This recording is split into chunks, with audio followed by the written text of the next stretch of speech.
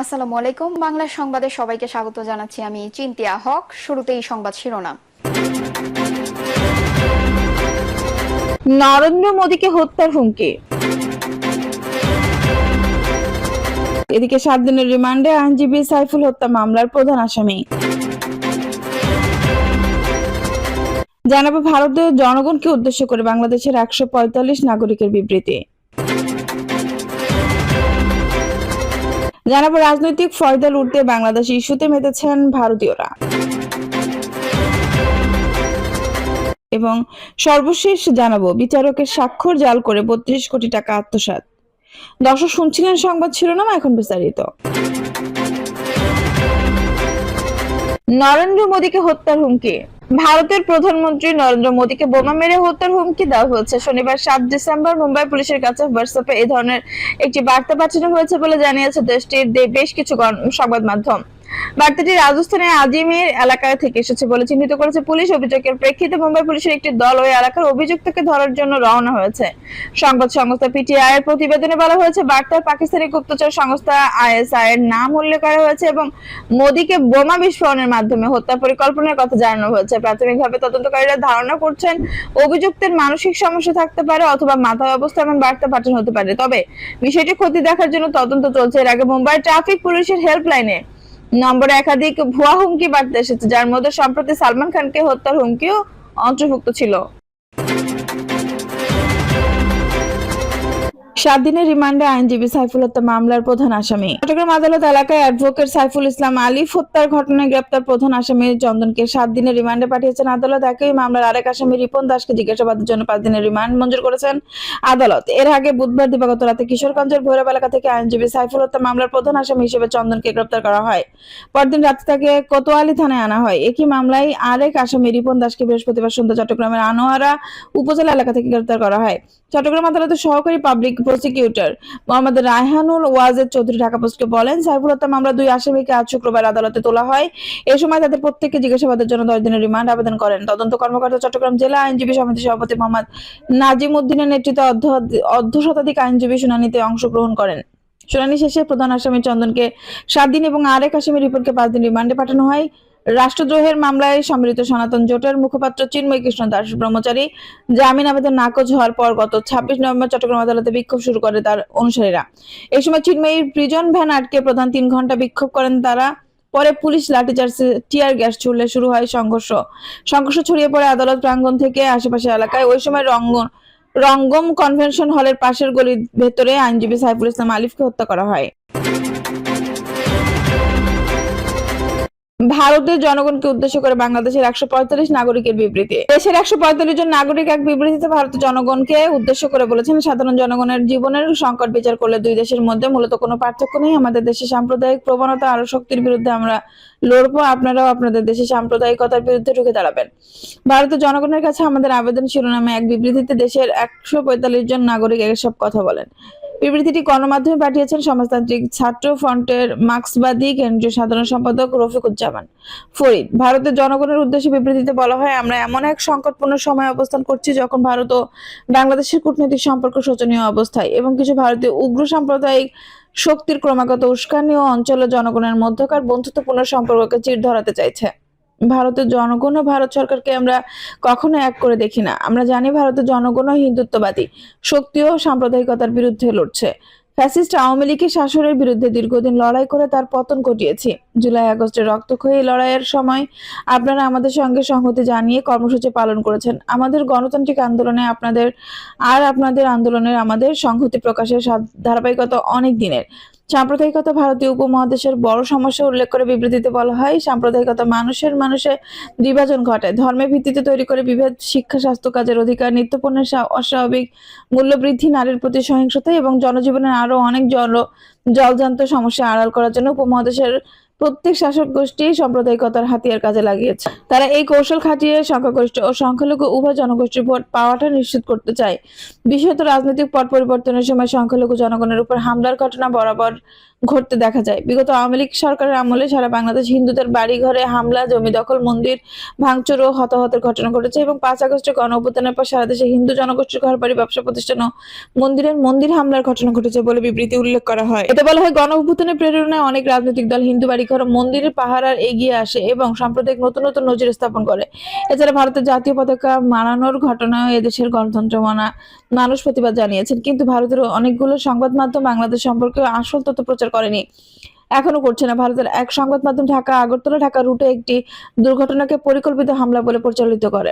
সেই প্রচার কয়েক ঘন্টার মধ্যে আগরতলা বাংলাদেশের সহকারী হাই কমিশনে আক্রমণ হয়, বাংলাদেশের পতাকা নামিয়ে ছিঁড়ে ফেলা হয়। সহকারী হাই কমিশনে হামলার ঘটনা ভারত সরকার দুঃখ প্রকাশ করলে মিথ্যা প্রচারণা বন্ধের কোনো কার্যকর উদ্যোগ নেয়নি। উল্লেখ করে বিবৃতিতে আরো বলা হয়, আমরা চাই বাংলাদেশের প্রকৃত ঘটনা যথাযথভাবে দেখানো হোক। এই ধরনের প্রচারণা থেকে যে কোনো দেশেই লাভবান হয়, সাম্প্রদায়িক শক্তি লাভবান হয়। শাসক গোষ্ঠীর সম্প্রতি চিন্ময় কৃষ্ণ দাস গ্রেপ্তার হওয়ার পর ভারত সরকার যে ভূমিকা অবতীর্ণ হয়েছে তাতে অবাক হয়েছেন বলে নাগরিকদের বিবৃতিতে উল্লেখ করা হয়। বলা হয়, চিন্ময় কৃষ্ণের বিচার পাওয়ার অধিকারকে আমরা সমর্থন করি, সেটা সবারই আছে, কিন্তু ভারত সরকারের পররাষ্ট্র মন্ত্রণালয় যেভাবে তড়িঘড়ি করে তার পক্ষে বিবৃতি দিল তা বিস্ময়কর। তাতে আদালতে উপস্থিত করার দিন ব্যাপক বিশৃঙ্খলা পরিস্থিতির সৃষ্টি হয় এবং আইনজীবী সাইফুল ইসলাম আলিফকে হত্যা করা হয়। এদেশের জনমানুষের সম্মিলিত চেষ্টায় এই ঘটনায় অজুহাতে বড় কোনো অপ্রীতিকর ঘটনা ঘটেনি। বিবৃতিতে বলা হয়, বাংলাদেশের হিন্দু জনগোষ্ঠী বরাবরই অসাম্প্রদায়িক রাষ্ট্র প্রতিষ্ঠার পক্ষে। এদেশের স্বাধীনতা যুদ্ধে এবং সব ধরনের গণতান্ত্রিক আন্দোলনে হিন্দু জনগোষ্ঠীর ভূমিকা উজ্জ্বল।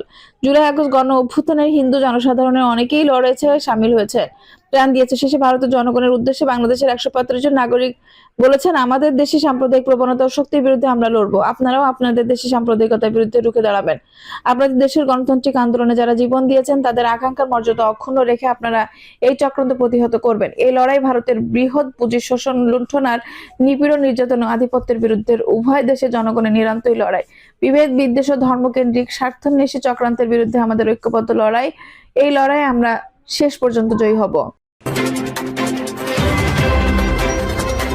রাজনৈতিক ফায়দা লুটতে বাংলাদেশ ইস্যুতে মেতেছেন ভারতীয়রা। ভারতের পশ্চিমবঙ্গ প্রদেশের রাজধানী কলকাতার আর.জি.কর হাসপাতালে কিছুদিন আগে এক নারী চিকিৎসককে ধর্ষণের পর হত্যার ঘিরে মুখ্যমন্ত্রী মমতা বন্দ্যোপাধ্যায়ের মসনদে কাঁপন ধরেছিল। আর.জি.করের চিকিৎসক খুনের এই ঘটনায় পশ্চিমবঙ্গে গড়ে উঠেছিল তুমুল আন্দোলন, যা ছড়িয়ে পড়েছিল ভারত জুড়ে। আর এই আন্দোলনের শুরুর দিকে পশ্চিমবঙ্গের ক্ষমতাসীন রাজনৈতিক দল তৃণমূল কংগ্রেস, বিরোধী রাজনৈতিক দলগুলো বাংলাদেশের সাম্প্রতিক ছাত্র জনতার আন্দোলনে ব্যবহার করা স্লোগান থেকে অনুপ্রাণিত হয়ে পশ্চিমবঙ্গের বিরোধী দল ভারতীয় জনতা পার্টির বিজেপি নেতা শুভেন্দু অধিকারী থেকে বামপন্থী সিপিএম এর ছাত্র যুবকর্মীরা স্লোগান দিচ্ছিলেন, দফা এক, দাবি এক, মমতার পদত্যাগ।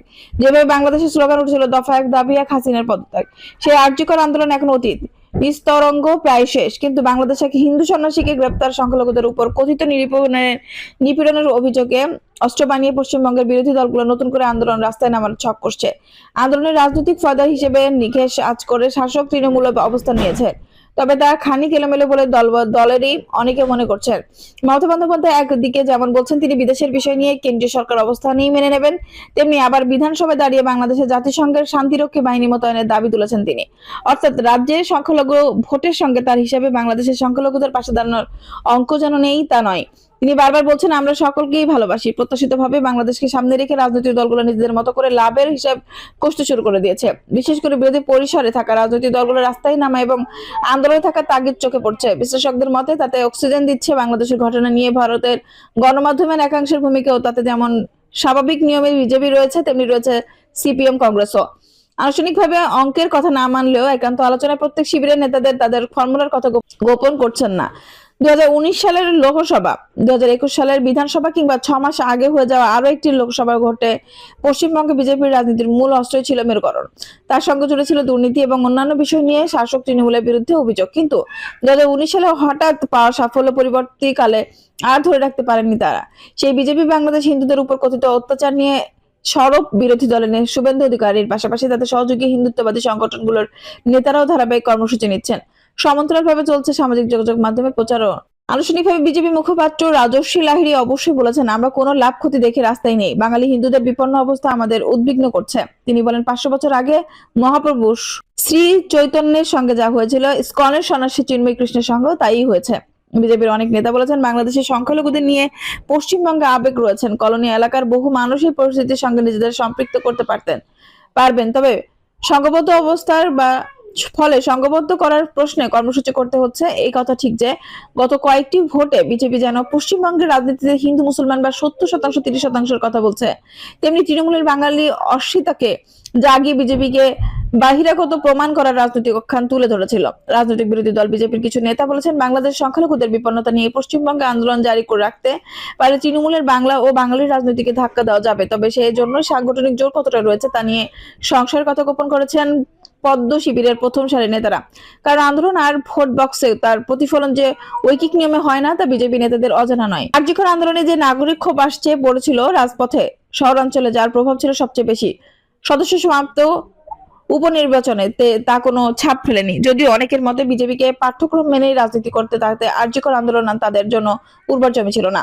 তা মাসখানেকের মধ্যে প্রমাণিত হয়েছে। বিজেপি আস্তে আস্তে রাস্তা ছাড়তে শুরু করেছিল, কিন্তু বাংলাদেশের বেশি উপযোগী উপাদান রয়েছে বলে মনে করছেন পদ্ম শিবিরের নেতৃত্ব বড় অংশ। বাংলা বিধানসভায় বাম কংগ্রেস শূন্য ভোট শতাংশেরও তারা প্রান্তিক শক্তিতে পরিণত। সেই দুই শক্তিকেও অঙ্ক কষে বাংলাদেশ নিয়ে রাস্তায় নামছে। সিপিএম সরাসরি বলছে না যে বাংলাদেশ সংখ্যালঘুদের উপর আক্রমণ হচ্ছে, তারা সচেতন ভাবে বলছে বাংলাদেশকে সংখ্যালঘুরা নির্যাতিত। একই সঙ্গে ভারত ফিলিস্তিনিও জুড়ে দিচ্ছে, যার অর্থ আন্তর্জাতিকতাবাদকে প্রতিষ্ঠা দেওয়া।